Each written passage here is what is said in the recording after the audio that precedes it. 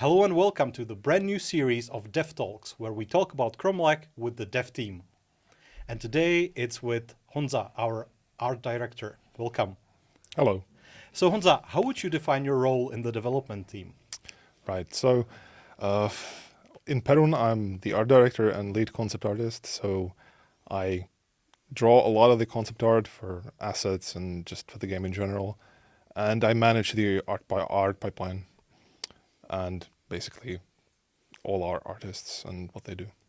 What's your favorite part and what's the most challenging part of this? Yeah, my favorite part, surprisingly, is working with the artists. I didn't think it would be, but it is. I find it quite enjoyable, and it's a nice change of pace during the day when I can talk to people. The most challenging part is probably how long everything takes.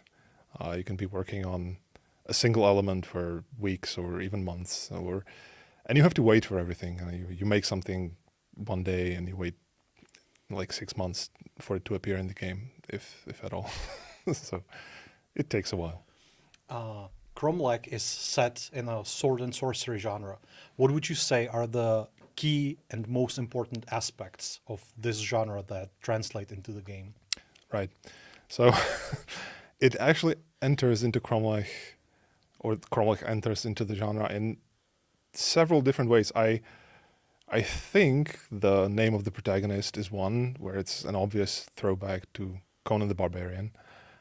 And a lot of the influences that we have visually and sort of game-wise and so on were themselves actually sword and sorcery or somehow influenced by the genre. So it was kind of inevitable.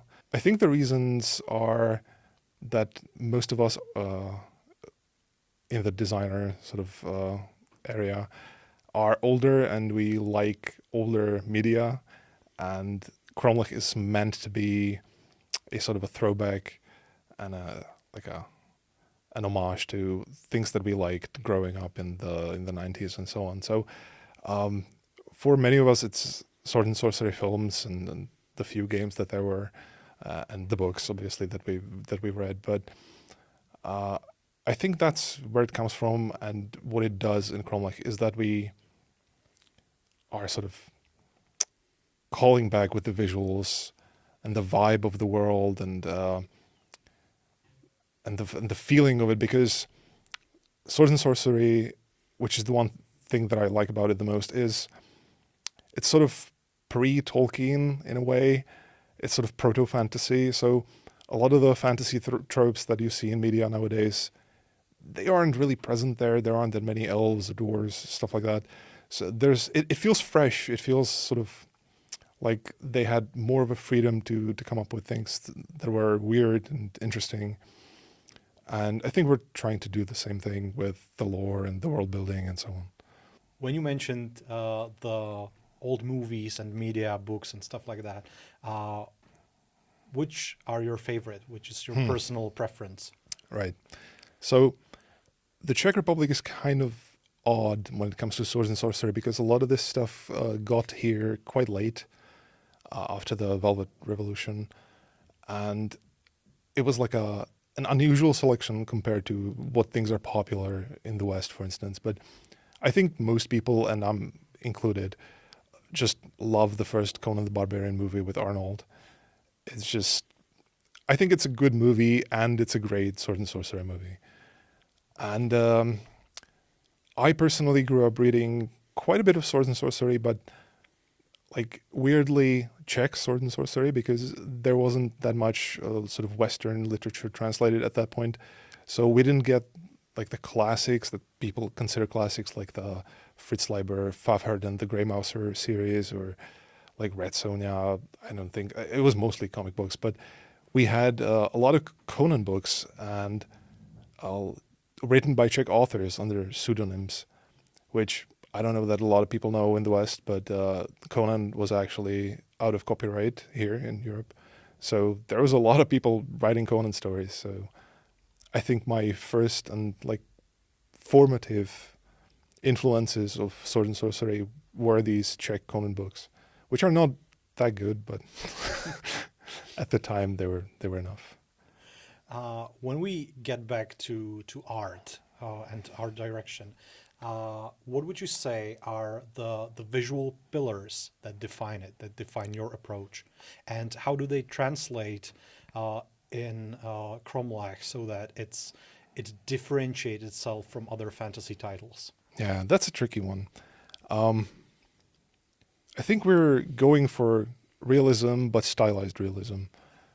We came up with a term that we use quite often, which is Kromlechization, and it's sort of a vague concept encompassing multiple principles, but basically it's our own stylization of realism where we're trying to make everything look believable, but sort of hyper real, like hyper intense, sort of like in an adventure movie where everything you look at, it just spurs you into looking for adventure. Just take the thing that you're trying to make and make it the most interesting to look at and the coolest, that just inspires you to go and go over the hill and go in that forest and find out what's there.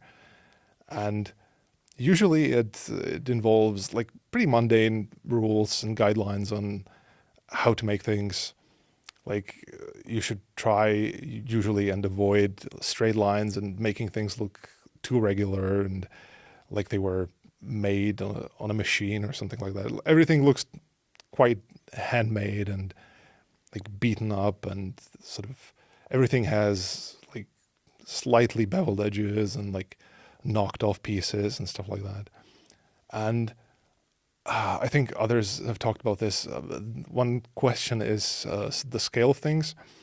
This is partially mandated by like gameplay function. You need a certain amount of space to move in, and you need things to be a certain size so the player can see them and notice them and know what they are. But generally, we've found that everything just needs to be bigger. You make the first version and you put it in the game, and it kind of looks sad and pathetic, but you run around and you improve it, and usually improving it means just scaling it up like 150% at least. So I think these are the most important principles. Obviously, we look at the sword and sorcery movies, and if possible, we try to sort of learn from their ideas and their visuals and recreate them in Unreal Engine if possible. Aside from sword and sorcery, Kromlech is also heavily influenced by Celtic culture from Middle and Eastern European lands. When researching, how do you come up with ideas that feel authentic while not being like stereotypical? Right. I think just doing research in the sort of old way, in books mostly, but I also have a lot of just academic papers downloaded in PDF. But it's a lot of reading, and you eventually find that a lot of the real stuff feels so interesting and alien when you look at it. The stereotype is just not there usually. So we avoid this by just looking at the history. I say this quite often, just start with the history and make it fun.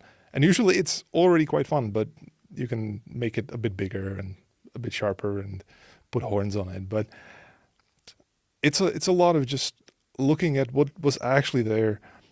We aren't really restricting ourselves entirely to Central and Eastern Europe, because we found over time that it can look a bit limited. You get this stuff where most characters look quite similar because the people just didn't wear like wildly different things or use wildly different weapons. So we actually looked at European cultures from Scandinavia and Italy and elsewhere, and we actually look deeper into the Bronze Age and into the Stone Age even. But generally, I say start with history, look at what's there, find the interesting stuff, and then sort of elevate it and hyperscale it and make it like really cool looking. Has working on Kromlech somehow evolved your own artistic style, or maybe your work pipeline? Yeah. I find that I work faster, which I didn't expect that, but I work a lot faster and I'm less precious about things. In the past, I was a freelance illustrator and I would obsess about researching and planning and making sure everything was just set up exactly. And I knew what I was doing. And then, I would spend sometimes hundreds of hours on a single painting and it was just too much. And it would sometimes end up sort of stilted and a bit overworked. And I'm not happy with a lot of the stuff that I did back then. Nowadays, I just don't have the time. So I need to make a thing that needs to go to somewhere else, to someone else to work from, like a concept, or I'm giving feedback and I do a sort of paint over of their work. It needs to be done in like half an hour, really often. So it's a few lines, it's really speedy paint. But I'm surprised that I'm managing kind of to marry this with keeping it looking hand painted mostly. I don't use photo bashing or anything like that. I don't use AI. It's all hand painted on the computer, but I like to put like canvas and paper textures over it just to make it look like the concept art that I liked in games and movies when they painted it on paper. Like the concept art for the Conan the Barbarian movie, which was painted on canvas and on paper, or Skyrim concept art, which they drew with markers a lot of the time, and then finished in sort of digital programs. Yeah, I think in general I just got faster and more confident in not worrying too much about how it's gonna look and if it's perfect. It just has to go out, so it's gonna be fine. Speaking of time constraints, Aspirant Creative is not a particularly huge team. There's, I think, about 30 of us. Many people are actually sitting on multiple chairs. They have multiple roles. As you mentioned, you're a lead concept artist. You're also an art director, but you also worked on the combat system for our game. So let's talk about that. What is the inspiration for our RTL combat system? Right. So I wasn't there at the conception or the creation of the combat system, but as I understand it, it was inspired primarily by a sword and sorcery game, actually, from the early 2000s, I think, called Severance Blade of Darkness, which I played. It's good still. There's a recent version, I think, that came out on Steam with sort of modernized controls. And yeah, it's very different to a lot of stuff that's in action RPGs nowadays. Like, I think one of the main thing that we need to communicate better is that it's not a soul. Kromlech is not a Souls-like, and it doesn't really play very much like a Souls-like. The combat system is quite different. It isn't exactly like in Severance, but the way the camera is positioned, the way it moves.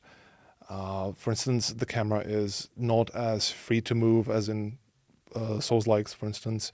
It sort of sticks to the back of Kromlech, the protagonist, and you have to essentially turn your character and the camera with it. So there's this sort of constraint.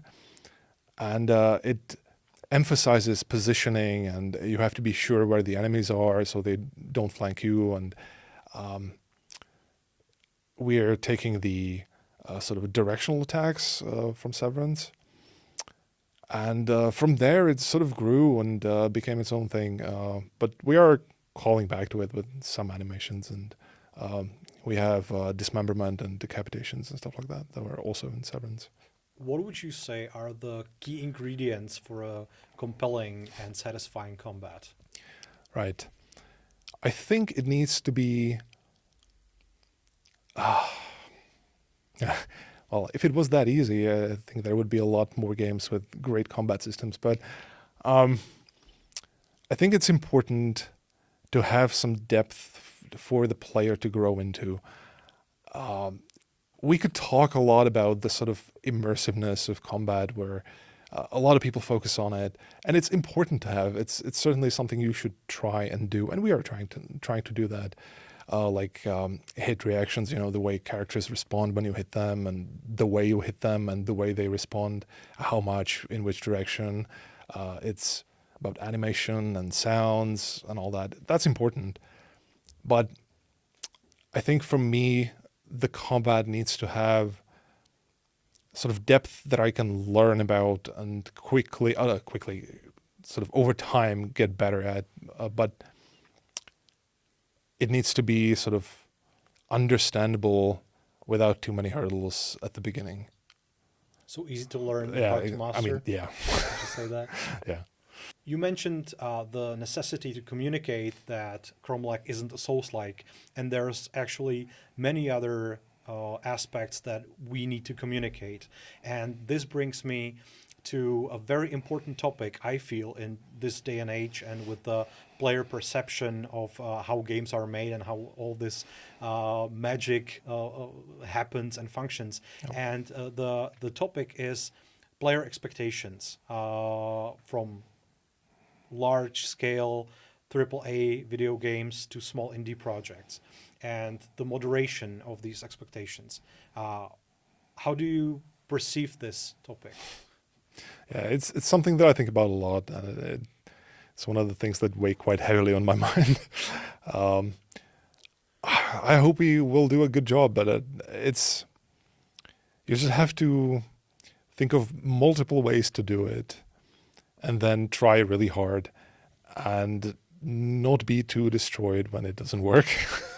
Hopefully it works, but I think we have to do what we're doing now, which is sort of expand on the information that we're giving out. That's not just like a text blurb on Steam or a minute-long trailer, but we need to talk about what the game is like and what it's going to be. And it can come off kind of defensive and maybe combative towards the players or towards customers when you start listing things that it's not. But it's a bit easier in case of things like Kromlech, where we don't have a sort of neat genre like a Souls-like that we could say, oh, it's a Souls-like, because it's not. And we haven't come up with a sort of simple explanation of what it is. So sometimes telling people what it's not might help, I hope.